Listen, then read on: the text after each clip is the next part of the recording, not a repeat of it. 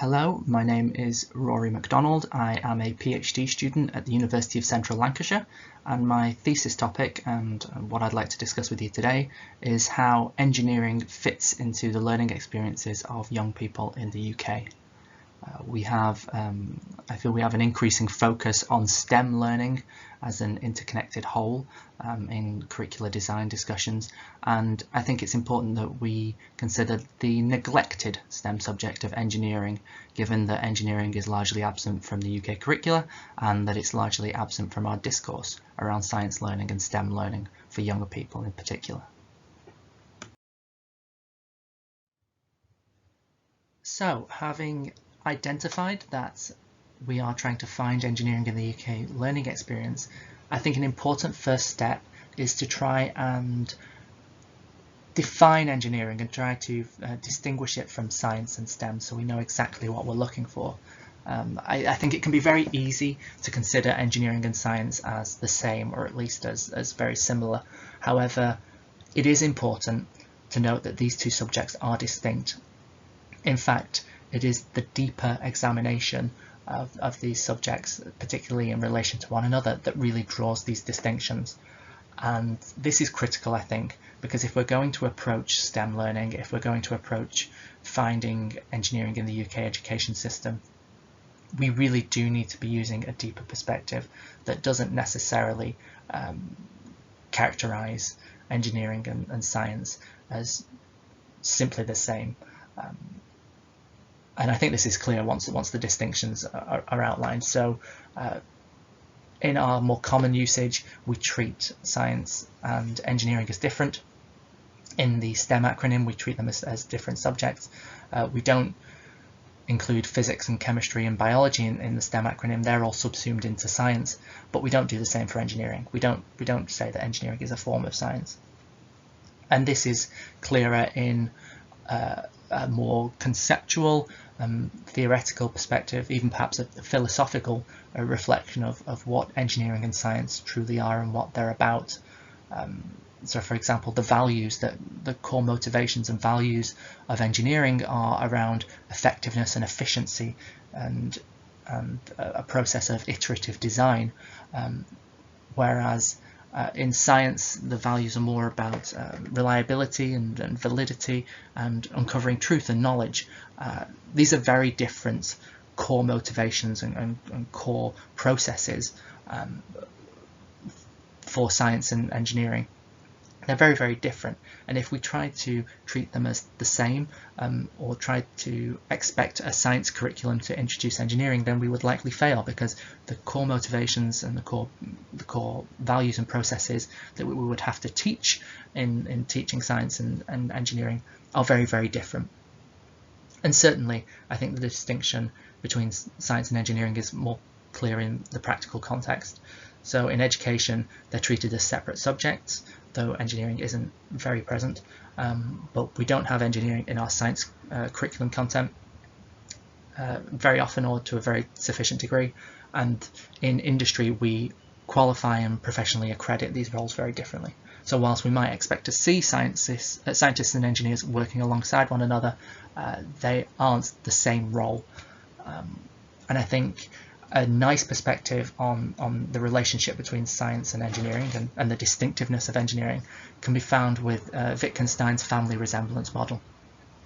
And the family resemblance way of thinking, which identifies that something can share characteristics but also carry distinct characteristics. So science and engineering may share characteristics that allow them to appear similar from a more, I would say, shallow perspective, but a deeper examination and comparison of the two clarifies distinct characteristics and separates them.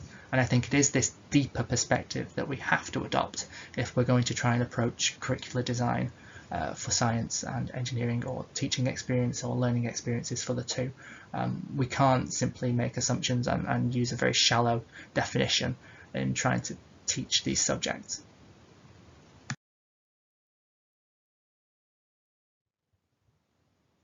So having identified that engineering is distinct, or at least should be considered as distinct from science, We can next move on to trying to find where engineering is in the UK learning experience. And the summary bottom line is that it really isn't in our classrooms and in our curriculum. That if we look at the primary and secondary stages of education, that engineering really doesn't play a role in our educational experience.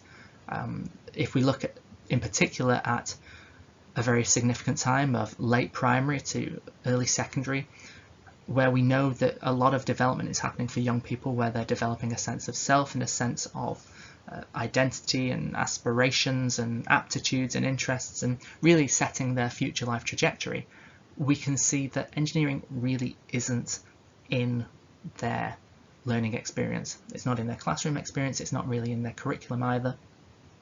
And this, as a result, means that very little development can occur for these young people. They can't really develop a sense of interest and engagement with engineering as an idea or as a subject area. And again, we can make a comparison with science here to draw the distinction. So in the UK, science is widely experienced from a very young age. It's a core subject within our curriculum, but engineering really isn't. At this point, I think it is fair to mention that some people would consider design and technology, as it would be called in England, Wales and Northern Ireland, or just technologies in Scotland. Many would consider that as a form of pre-engineering, or where engineering resides in our school system. Personally, I don't agree. I think that engineering is a bit more complex than what's introduced in design technology. If you look at the design technology curriculum, a lot of time is given to food and nutrition and food technology, which I would argue is not engineering. And even if we did say that design and technology is engineering, it's still not given a prominence, or the prominence of science in our curriculum. It's not given many hours in the timetable, for example.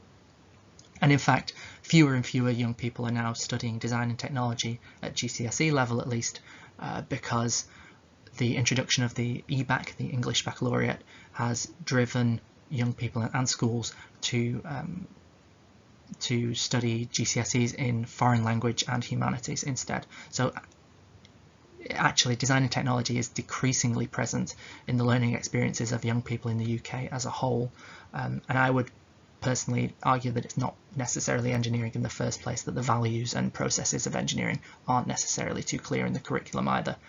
So I would argue that engineering really isn't in our learning experiences.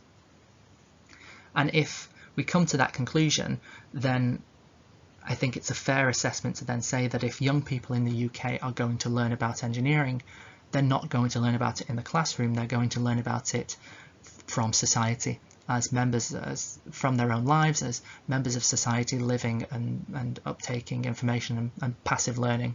And this, I think, is a significant point, because it widens then our search for finding engineering in the learning experiences of young people. It expands it out of the classroom, but it also, I think, has important ramifications, considering that then this is going to lead to an inequitable and difficult provision of engineering for some, and I think it will very quickly divide young people into engineering haves and engineering have-nots. In fact, we know that engineering in the UK is a discipline, is a subject that has real issues with having a very clear engineering class. So for example, engineers in the UK, 90% of them are male, 90% are white, and there is a strong skew to for these engineers coming from more privileged social backgrounds. So it really does have important ramifications that engineering isn't necessarily in our classroom. And I think it really does motivate as well my body of work to then try and find where engineering is taking place, where that learning is taking place.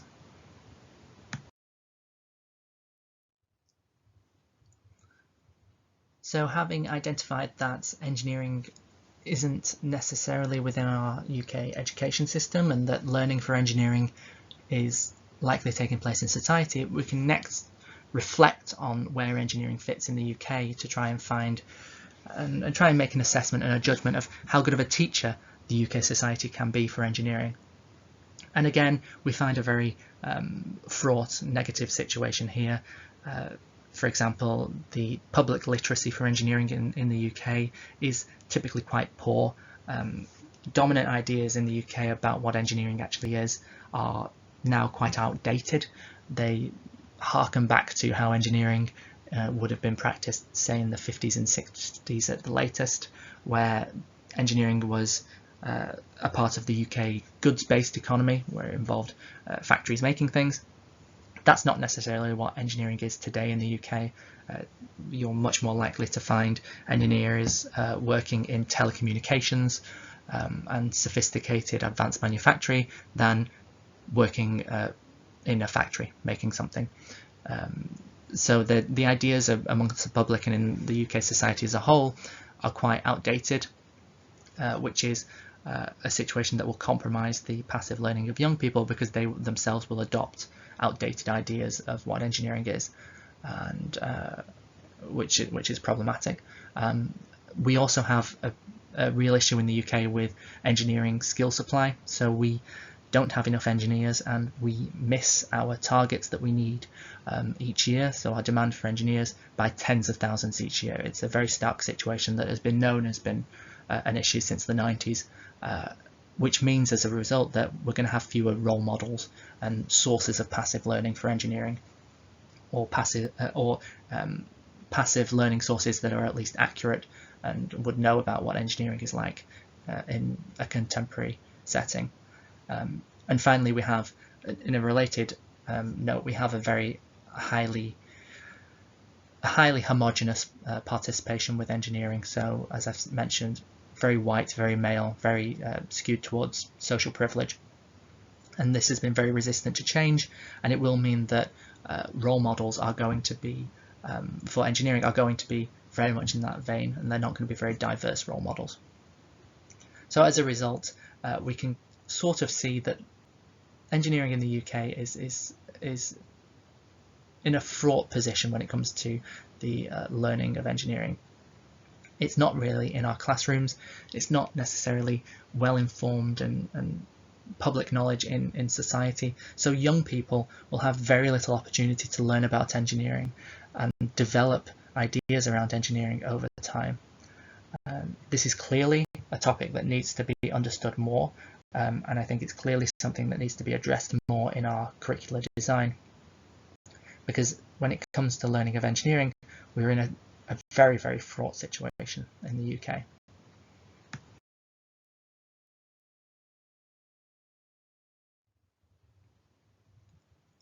I think if we're going to address these issues in engineering and the learning experiences of young people, we need to first identify who is receiving an engineering education as it currently stands. I would argue if we understand who the engineering haves are, then we can extrapolate from that how to better support the engineering have-nots in our society. And I think an important and useful perspective on this can be found in the work of Louise Archer and her colleagues on the work around science capital. So science capital is a body of work that looks to find the assets that young people possess that enable them to enter into science education and careers. It is based on the idea of Bourdieuian capital, that is, Bourdieuian assets that allow an individual to accrue assets that aren't necessarily financial or economic, but instead more abstract and cultural and social, and how these can actually provide privilege and advantage. So, for example, a cultural capital may be a knowledge of etiquette and manners that would allow somebody to enter high society and seamlessly fit in amongst the rich and powerful. That would be a useful skill to have, and it would bring advantage to possess that, because it would provide you access to a privileged and influential set of people. That cultural capital provides advantage, and Louise Archer and her team translated those concepts of Bourdieuian capital to then try and find what sort of assets support a young person to enter into science. and it's a very, very useful piece of work. If you've not read it, I would suggest going and looking at that body of work. And I think it's been incredibly useful for framing how scientific literacy, how knowing scientists, how being supported by parents and social groups, and how engaging with the media and sources of learning outside of the classroom for science, how important these are for developing young people who can progress on to study science and to work in science careers. However, whilst that approach is very useful, I would argue that, as I've mentioned previously, science and engineering are not the same. So whilst the approach is useful, we cannot use science capital to try and identify who the engineering haves are in society. I would argue that there is a need for a bespoke approach, and this is what I'm trying to develop through my thesis.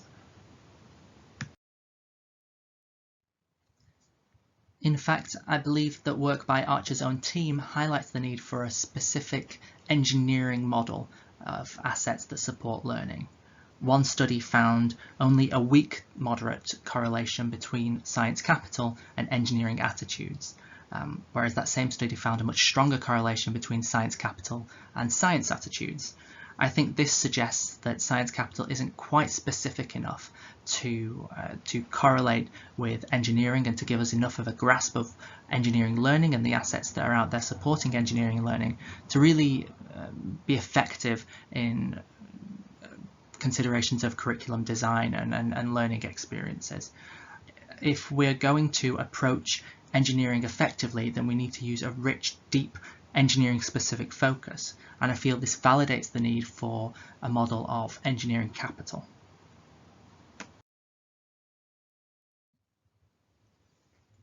So as a part of my thesis, I've developed a theoretical conceptual concept of what engineering capital is. This involves pulling together engineering literacy and engineering social support, forms of knowledge around engineering and habits of mind that embody engineering practices, and tying this all together into a conceptual framework supported by Archer's work with science capital and Bourdieu's work with cultural capital. And then I've moved into methodologically assessing this, empirically assessing this, and measuring this amongst secondary school pupils. So I'm about halfway through my data collection at this point, and provisionally so far the data is reinforcing that engineering and science capital, those engineering haves and the science haves, and the engineering have-nots and the science have-nots are rather distinct, related but distinct, and distinct enough that this work is identifying avenues in which we can better support young people to access engineering through their educational experience. As a product of this, I will have developed a very short item of roughly 20 items to quickly diagnose whether a young person is supported or not to learn about engineering in their lives, be that in the classroom or in their home experience. And with this, I believe we can very quickly form a sort of census to assess how well supported young people in the UK are to engage with engineering in their lives and in their learning experience. Thank you for listening. If you have any comments or questions, please direct them to the comment section underneath this video or contact me directly at the email address on the screen. Thank you again.